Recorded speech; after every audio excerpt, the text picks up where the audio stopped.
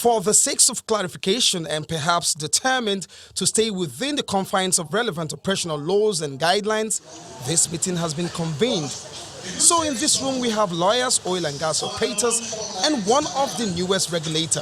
In that whole bunch, in analyzing that, You already should know about the Consumer Protection Law, but did you know that has been repealed and replaced with the Federal Competition and Consumer Protection Act 2019?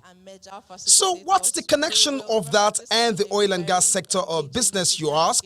I understand that under this act, joint bidding is frowned at. Not because there's anything wrong with it, it is standard practice in the oil and gas industry, but because the framers of this act do not understand the full implication of joint bidding. So if as a company we think we have the capacity to bid for a $1 billion asset, and there is a $5 billion asset on the table, and we form a consortium of 4 bidders with different interests to come in and put a bid for that, that is industry practice that we should clap for. But if the law says we can't do that, we need to look at it. The law is considered largely to be untested, and so operators are raising concerns with the DG of the council. We're beginning to wonder, Mr. Irukera, why we have 3 layers, which is really not best practice across the world, because what you have typically is appeal from sector regulators going directly to the tribunal. we would create certification rules for the tribunal, because whatever has to come to us, the last thing I want to do is to adjudicate the decisions of some other agency.